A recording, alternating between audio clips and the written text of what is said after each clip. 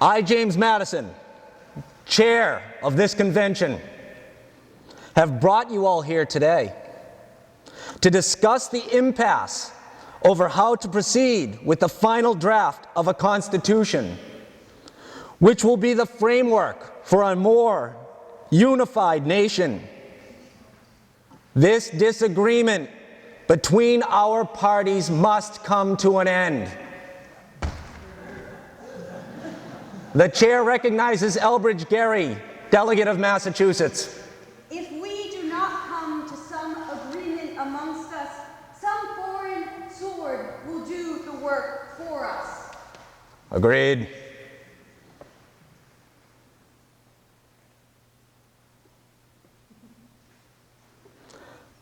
The chair recognizes Benjamin Franklin of Pennsylvania. I, Benjamin Franklin, delegate from Pennsylvania, do hereby nominate Elbridge Gerry to lead a committee in hopes of concluding this impasse. I, James McHenry, do second this motion. Hear, hear. All those in favor say aye. Aye.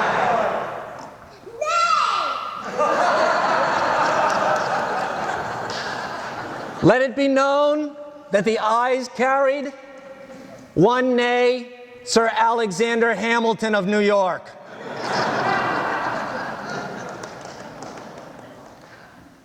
What you just witnessed actually happened in 1787. The convention was in dire turmoil.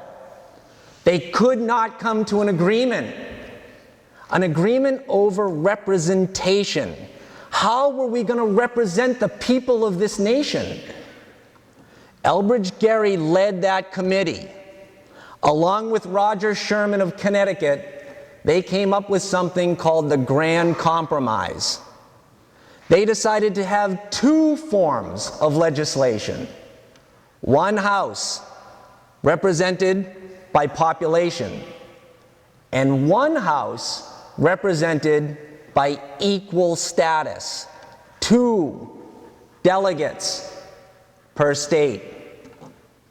Without this compromise, we would not have formed the United States of America. You would not be sitting here today. We would have no Constitution. This committee passed that legislation, and it passed by one vote. One vote.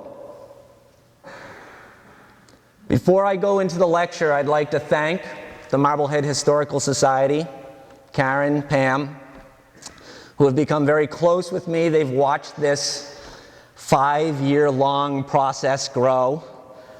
It's true, I have come and bugged them quite often, more for hugs than bugging. But I did want to thank them, and I want to thank Steve, and I want to thank the town of Marblehead, and I want to thank all of you for coming out here tonight. Elbridge Gerry, 1787. He formed the Great Compromise, but he did so much more. He formed something called a fishing clause. A fishing clause that allowed the people of New England to go out and fish on George's Bank without getting shot. Can you imagine what this town would have been like if we couldn't have fished? He believed in a Bill of Rights. A Bill of Rights. He was a man ahead of his time. In fact, he believed in the Bill of Rights so much that he refused to sign the Constitution of the United States, even though he helped draft it. He had some ideas about this thing called a presidency. He thought 4 years per term was a good amount of time. Alexander Hamilton thought 9 years was a good amount of time. They didn't like each other. He thought the president should be nominated based on popular vote. But he also felt that there should be a second way, another way of choosing the president. He thought we should have delegates. Delegates by state get together and choose the president based on popular vote. Sounds pretty similar to what we have today. He led every major committee at that Congress. He held the floor longer than any other member of that Congress. He went to work longer than any other member at that Congress except for James Madison, 1787. And yet, what happened? How did a man who did so much in 1 year of his life end up so vilified 200 years later? History, the truth. The truth. The truth's kind of hard to come by. It takes a lot of effort, and it takes the right sources. Tonight, I'm going to try to enlighten you on what it's like to be a historian, on what it's like to find some of those sources and what you do with them. Where do you find them? How do you get them? So in order to tell Elbridge Gerry's story properly, I want to take you back to the start of my career, way back. This project started 5.5 years ago. The very first class I had in graduate school was a class on American biographies. I was a world historian. Didn't like American biographies. But in that class, we were told we had to choose someone to write on. I was from Marblehead. I said, what about this guy, Elbridge Gerry? I know a little bit about him. Might be kind of interesting. So that's who I chose. 5.5 years later, that's the end result. But in that time, so much happened. I took the class, I got an A, and I found this amazing character. This character that was only known for one thing: gerrymandering. One thing. And I started saying to myself, how is this possible? He helped frame the Constitution. He signed the Declaration of Independence. He was a vice president of the United States. He was a governor of Massachusetts. He was a foreign diplomat. What happened? So I started digging. I'm also an archaeologist, so I like to dig. Only this time I was digging for papers. How do you find those papers? Where do you go? So I started taking classes, and every class I took had to do with primary sources, finding documents. How do you find documents? Where do you go? What do you do? And so I took a class, got an A. And then I took another class. And then I took another class, and my professors came to me and they said, you've taken enough. And I said, but I want to take another one. And I kept going, and I started falling into different projects. And I was asked to do a project for the new Bunker Hill Museum, writing abstracts. And so I wrote these little abstracts for the museum, and I started thinking to myself, this is odd. This isn't what I learned about Bunker Hill. This is untruthful. But it was the truth.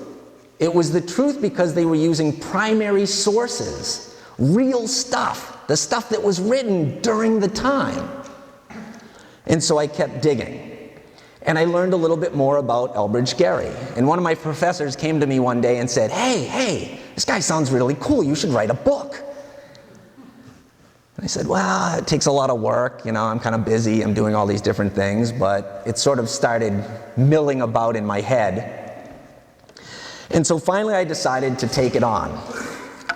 That was 4 years ago. And at the meantime, I was doing all these other projects. Abstracts, school, different work. I was planning on going overseas and doing some archaeology and all these crazy things that make no money, but they sound really cool. So I did all those things.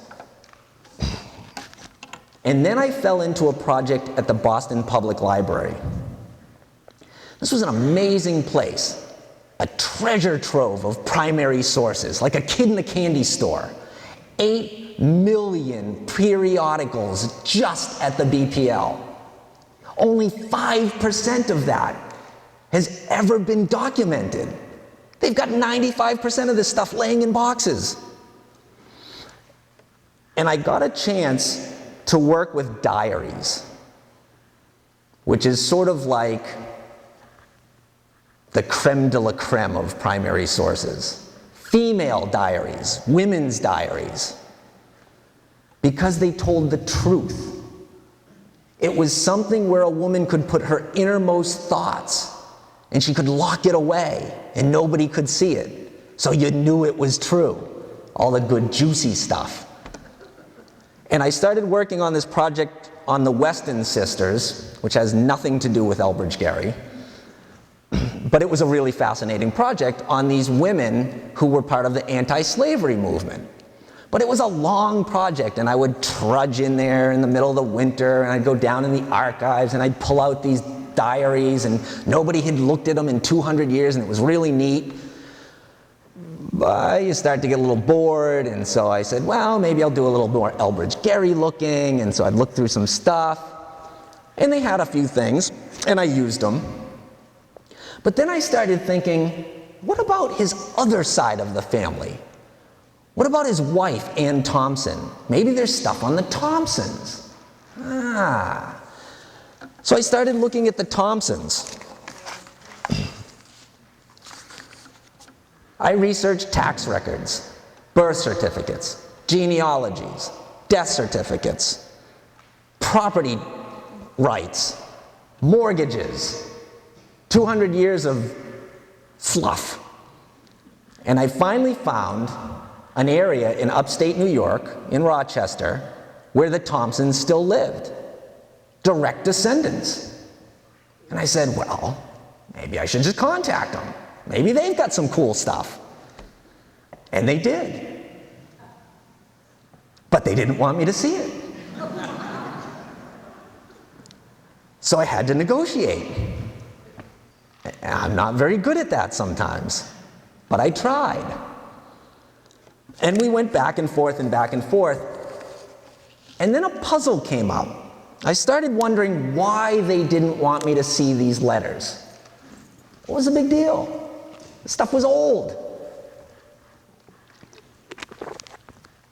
They thought they were priceless. They didn't want the stuff lost. They thought they were sitting on things that were worth lots of money. Because as a society, we think if something's old, it's worth something. And it was worth something, but not monetarily.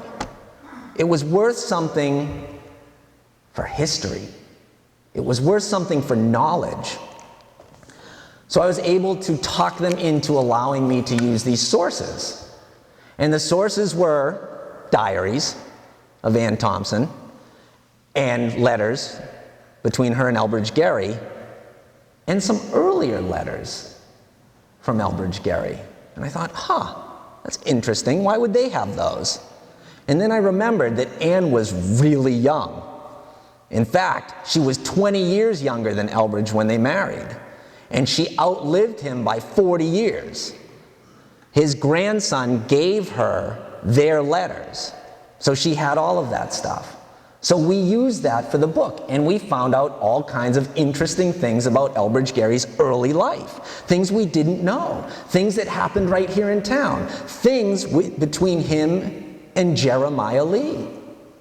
Fascinating stuff. And so, how does this all fit with Elbridge Gerry? Finding the truth, the core, the essence of who this man was. Because growing up, I knew there was a Gerry school. I knew there was a Gerry playground. I knew his head was downstairs on a bust. But that was about it. And I'm thinking to myself, I'm a historian, I'm a Marbleheader.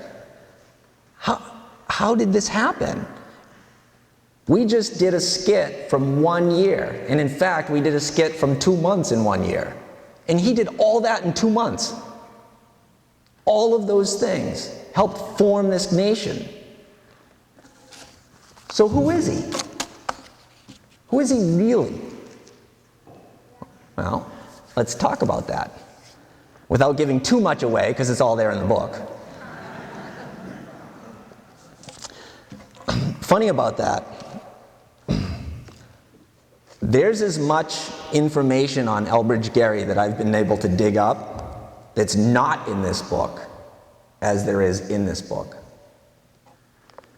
I could have written a much larger book, a much more dense book, but I didn't want to.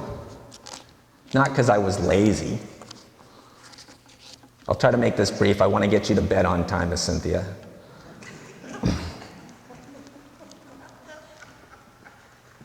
I wanted to write a book for all of you.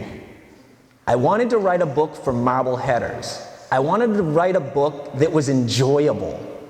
I didn't want some stuffy, huge 900-page thing that you put as a doorstop and, I wanted something that you could walk around with, that was easy to hold, that you could flip through, go to pages easy, find out the information. And so it was really hard. It was hard to take all of that information and pack it away into this one book and make it enjoyable, make it an easy read. And so the writing process of this whole thing was really challenging. Every word was sort of scrutinized over, trying to really make it something that people would enjoy, but that was very academic. And in the process, I learned a lot about Elbridge Gerry, a man that everyone who lives in this town should be absolutely proud of. This was a man who gave everything he had.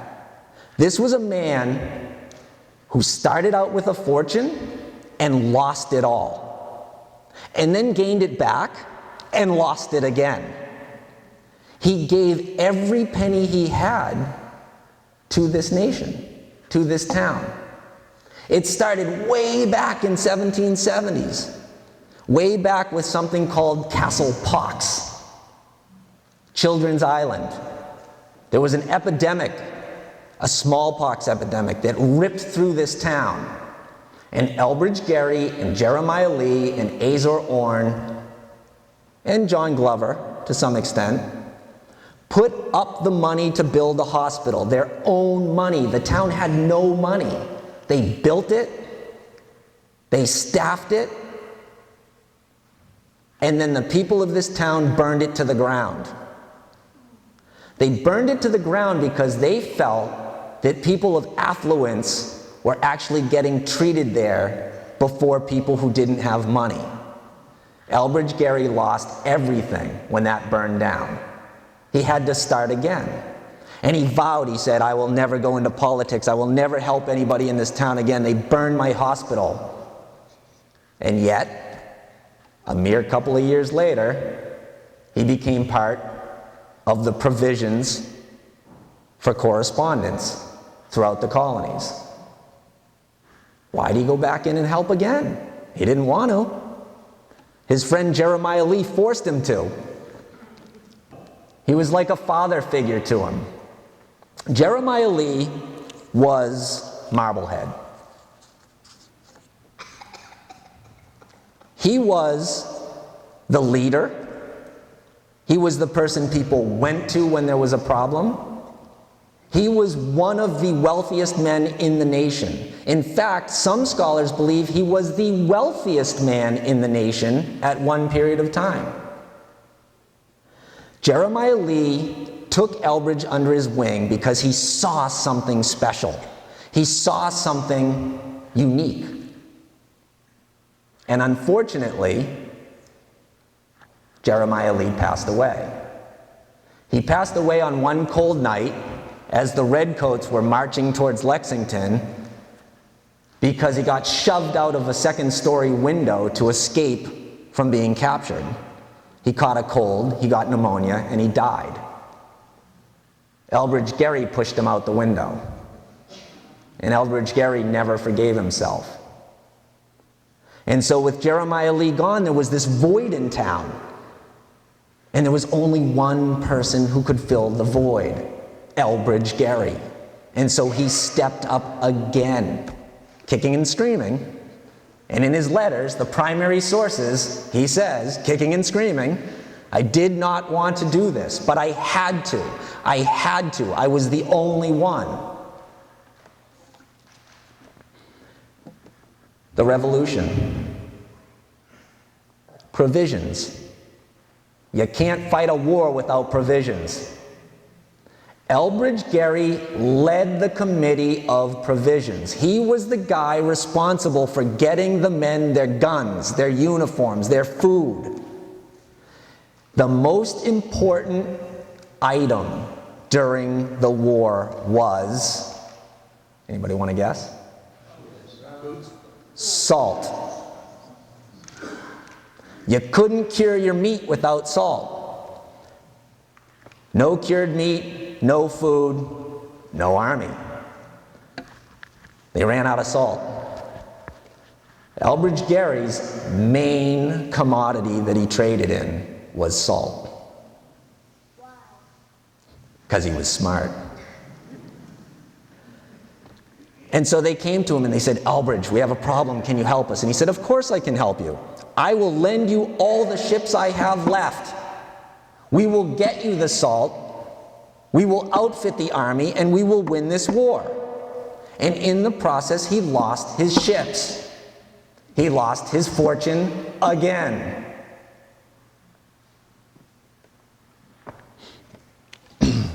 He was a signer of the Declaration of Independence.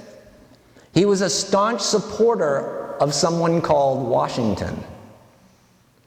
General Washington, at the beginning of the Revolution, was not on good footing. He was losing the war. And Elbridge came to his defense. There was another character that was playing out at this point, some guy named Alexander Hamilton. Hamilton wanted to be king. I have no doubt of that. Primary sources prove it. There's no doubt in my mind that he wanted a presidency based on 10 to 15 years. That he wanted to rule and run this country, and he absolutely despised General Washington. He also despised Elbridge Gerry. He despised a lot of people. And so they fought. Hamilton left Washington's side, and Elbridge Gerry was there to support him through the revolution and through the presidency. Elbridge Gerry was a foreign diplomat during the XYZ affair. He went over to France, and he tried to clean up the mess. And he was held against his will by the French government. He was not allowed to return home. He almost died on the trip over. He got gangrene from a cut. He was kept there against his will. The other two people that were with him, Pinckney and Marshall, were allowed to come home. You know what they did? They got home here, went to the newspapers and said, it's all Gerry's fault. He messed everything up. We had it signed, sealed, and delivered, and he messed it up. Gerry didn't know any of this. They finally let him go. He got on his ship. He sailed back to Marblehead. He got off the boat. He was waiting for his wife, and you know what townspeople did? They stoned him. They threw stones at him. They broke the windows of his residence. Here's a guy that gave all this money for Castle Pox, a guy who stepped up when nobody else would, a guy who got us through the revolution, a guy who went to France against his will. He had no desire to go. And then they threw stones at him. After that, he vowed that was it. He would not go back into politics. There was no way. So he retired. He tried desperately to rebuild his fortune. He had 11 kids. He was a busy guy. And then John Adams came knocking at his door one day and said, "We need you. Help. We need you to step up in Massachusetts. We're losing Massachusetts. We want you to step up. We want you to run for governor. And he said no. And then he said no again. And then he said no again. But every time they kept coming to him. And finally he said yes. He ran for governor and lost. He ran for governor again and he won. At this time, he was getting old. Not too old, but he was sickly. He was never a healthy guy. And he made a mistake. One. We've all made mistakes. I've made plenty. One.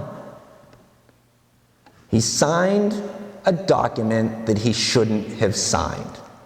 And he knew when he signed it that he shouldn't have signed it. His exact words on the back of this book: I have been duped by my peers and clouded by my own follies, and I shall not rest until I have made amends for my mistake. He was governor at a very pivotal point in the nation's founding. The War of 1812 was just around the corner. Federalists, Republicans, fighting for supremacy. And they came up with this cockamamie idea about squiggly lines, redrawing districts. Well, if we take these guys are all Republicans, so we'll kind of circle that, and these guys are Federalists, so we'll circle that, and we'll win. And Gerry didn't want to do it. He fought tooth and nail not to sign that paper. But he was talked into it because they said to him, if you don't sign this paper, we will lose. And if we lose the country. We lose the nation. He loved this nation, he loved the people so much that he was willing to do something that he didn't want to do. And that's the only thing we know about his past now. So he did it. We're still living with it today. Gerrymandering. And then he retired for the second to last time. He said, that's it, I'm done, I can't do it anymore. And then somebody knocked on his door and said, hey, you want to be vice president? He said, no, I'd rather be president. He almost did. He became vice president, and then he died. He died right after he became vice president. He was in office. He got into a carriage one day, and when he pulled up, the doorman got to the door, opened it up, and he was dead. And that was the end of Elbridge Gerry. He had no money. He was completely destitute. He couldn't even afford to have a funeral. He couldn't even afford the monument for his grave. In fact, it was the first monument that was ever made. The money came from the government. And so his kids had to take care of his wife for the rest of her life. And so my question is, what do we do now? How do we remember this man now? Because that's the truth.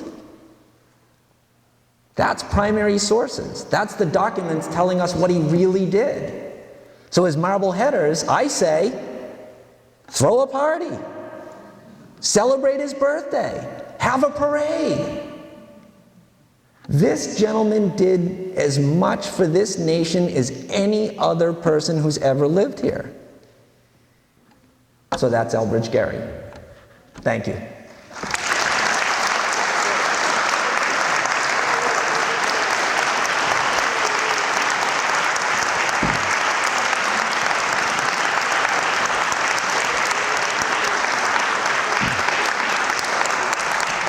Now I'd like to open this delegation for questions. If Hamilton Hamilton despised Washington as much as you said. Why did Washington select him to be Secretary of the Treasury? It's a great question. He wanted to keep him close.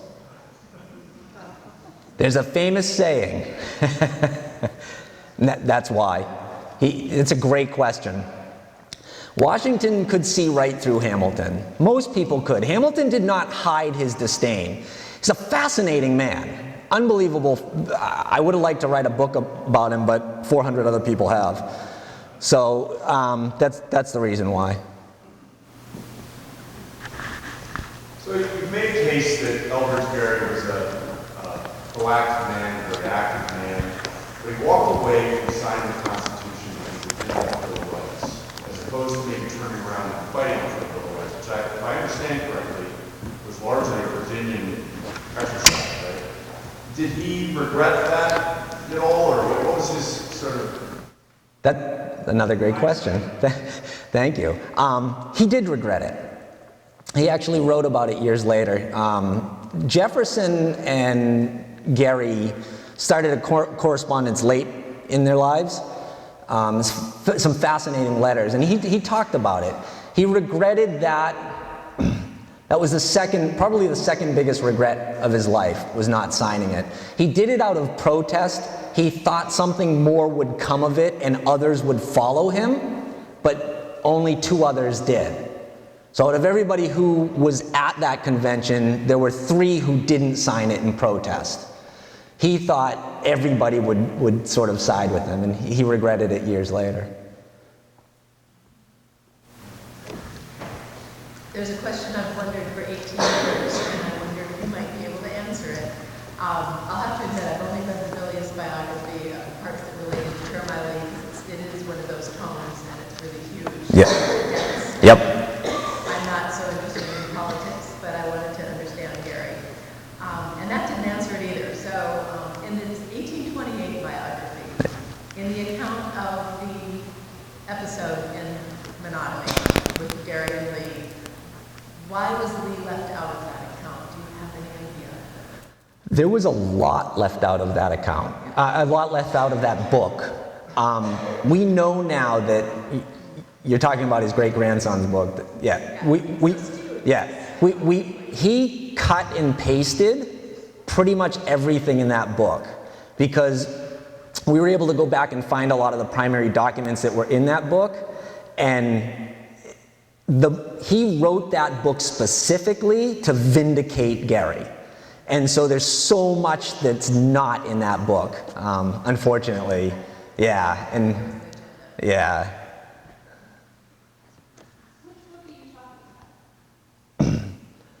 There was a book written in the early 1820s on Elbridge Gerry. There was only one other book written after that by George Belias, actually 2 books. Best one's George Belias in 1976. Did a really commendable job, but didn't have a lot of the resources that we have today. Gerry's grandson wrote a book, which is the book we're talking about, and tried to sort of paint Gerry in a really lovely light. And he took letters and primary sources, and he actually literally cut them and pieced them together, and then wrote this book. And so he left out all the bad parts. Yes. You mentioned that John Adams asked Gerry to run for governor. Could you tell us a little bit more about the relationship between John Adams? Yes, I could. It's my favorite part. John Adams, Thomas Jefferson, Elbridge Gerry. John Adams and Thomas Jefferson, fascinating relationship. Elbridge Gerry was the wedge between the 2. John Adams and Elbridge Gerry had an incredibly close relationship, incredibly close. Thomas Jefferson and Elbridge Gerry had a distant relationship that became very close later on. And so Gerry sort of saw both sides of federalism and republicanism and tried to meld the 2 together. He wanted partisanship. He didn't believe in bipartisan politics. But he saw the best of both and the worst of both because of those 2 men. And I would argue that Gerry never got over Lee's death. And Lee was more of a caring paternal parent to Gerry than even Gerry's father was. Gerry's father was very strict, very stern, and Lee was very coddling and loving and caring. I think later on, Adams in the beginning of their relationship sort of took the place of that. He was very fatherly to Elbridge, young Elbridge, my young Elbridge, he would call him. So I think that was part of the relationship too. Is that it? All right, yeah. Isn't it past your bedtime? How did Elbridge Gerry die? Oh, you ask me this every day. We don't really know. How did he die? What did he die of? Autopsies back then were pretty basic. You know, you touch the body and you look for a few things, and if there's no stab wounds, he died from old age. He probably died, I believe, he died from an aneurysm. Other people believe he died from a heart attack. There's sort of two different sides to the story. Because the autopsy was kind of helter-skelter, we don't really know, but that's what people think. Some think he died from a heart attack, some think he died from an aneurysm. I lean towards the aneurysm because of some of the things that were said, the condition that he was in. So. Where was he buried? Washington, D.C.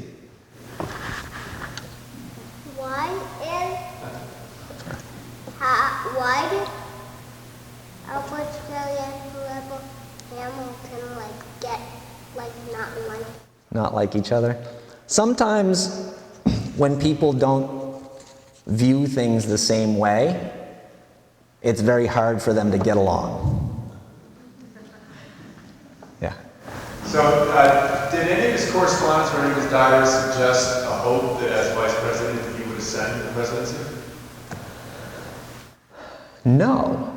He never really spoke about it. And it was such a short period of time that he was vice president, because he really did, I mean, he died pretty soon after he became vice president. But I don't know at that point, you know, having researched him for 5.5 years and knowing that he kept doing these things because he felt it was his duty, that he was somehow the only one that could achieve the things that he felt people needed, but I don't think he ever aspired to any of the things that he did. It's an interesting dichotomy. You know, most of us, you know, I want to be the president, or I want to be this, or I want to be that. He never wanted to be any of these things. In every single letter, he loathed doing what he did, but he still stepped up and did it.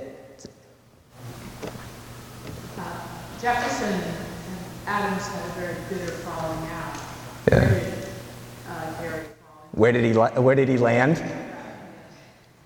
He landed on Jefferson's side. And it was tragic at the end, I think.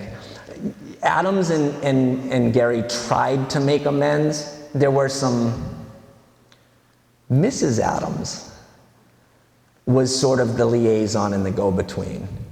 She was an incredible woman. And she helped them make some amends. It was, you know, how do you do? But that was about the best of it. You said you looked at some of his wife's diaries. Right? Anne? Yeah.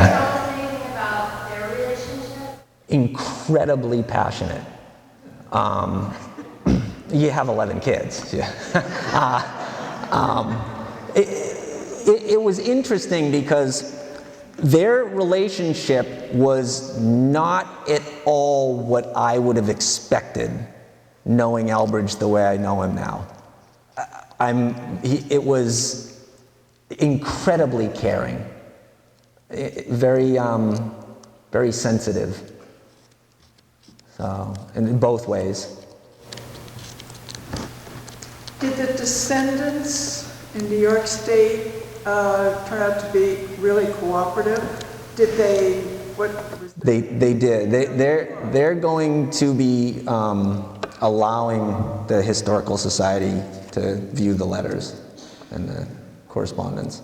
And what will happen to those letters? They'll keep them and try to sell them. They still think they're worth money. Elbridge's signature doesn't go a long way these days, but I'm bound to make that change. And yeah. He said he was in the shipping business and he lost and made 2 fortunes. What was he shipping and where was he shipping it to and from? Mostly the East Indies, mostly spices, mainly salt, some fish, rum, big rum runner. But his main commodity was salt. Excuse me. So was there anything that you discovered in his early life growing up in Marblehead that potentially predisposed him for this public service as opposed to, I would assume most of the boys became sailors? Yeah. Yeah. It's funny because he was supposed to be a priest. He was supposed to go into the priesthood.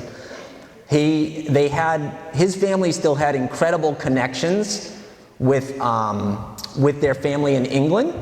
He was only second generation. Thomas, his father, came over from England, so they still had really close connections. They had a great aunt over there who was incredibly wealthy. And she would give them money, give the family money to help with the business and help the business grow, on the pretense that Elbridge would go into the ministry. And his father stopped getting the money and said, no, Elbridge can do whatever he wants. And so Elbridge went on to Harvard and excelled. And so I think that there was I don't think the guy stood a chance. I think he was going to be in politics whether he liked it or not.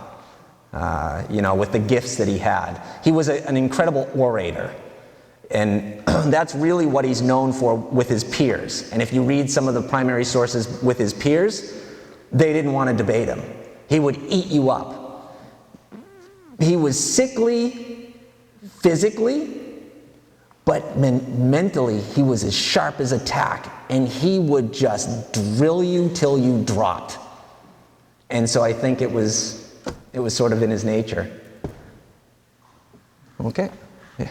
One of the criticisms that was leveled against some of the people involved in provisions during the Revolutionary War was that they profited from it personally. They were profiteers. Thank you. Gerry did not profit, he lost instead. But I believe I read some suggestion. Yes. Thanks, Chris. Yeah. There was an argument made that, and it's pretty easy to sort of put 1 and 1 makes 2, right? So, hey, we're out of salt. Hey, I deal in salt, right? I'll charge you this and you buy it from me and I make money. The argument came from Alexander Hamilton. And Hamilton's cronies said that Elbridge was marketing the salt, he was causing spikes in the prices, and he was profiting from the results. But there was a whole delegation of people that backed Elbridge up, and when Elbridge lost his greatest ship, his beloved Makepeace, Hamilton kind of shut up. He knew at that point that, I keep waiting for Cole, shut up's a bad word. So that sort of squashed that whole thing, but thanks for bringing that up. What kind of government?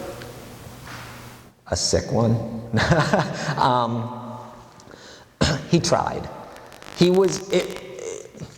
If you take a man who's done as much as he's done, and you force him into that role prior to an incredibly challenging war that was about to break out, and multiple sides, and all the things that he had to do, I think he was in over his head at that point. I think he became a signature, unfortunately. And so that was really what caused, I think, the gerrymandering. I have a question. When is Gerry's birthday? Because I want to start planning the party. Karen asked me that the other day, and I'm like, July of 1744. I can't remember. Yeah, we'll get school off though. So yeah, I would like to do so. I think we should try to do something. How did he lose the ships? He actually lost 5 ships total during the Revolution. 3 were confiscated, 2 were sunk. And that's a lot. It's a lot of money.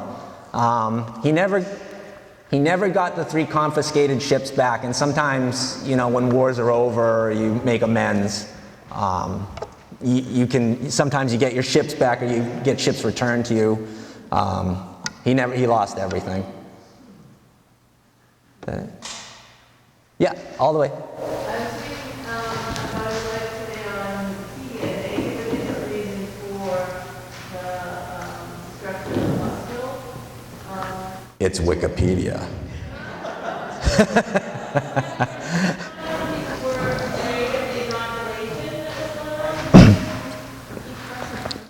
Say the last part again. Afraid of the inoculation.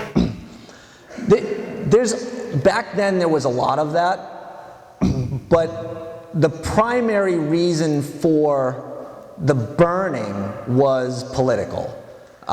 There were people who staged rallies against it because they felt that you couldn't contain it and it was going to spread anyways. And they also were fearful of the people that went out onto the island, became inoculated, and then came back. And they didn't quite understand inoculations at the time, and medicine was a lot different, but no, I would go with my version on that one. Is that it? Well, thank you very much.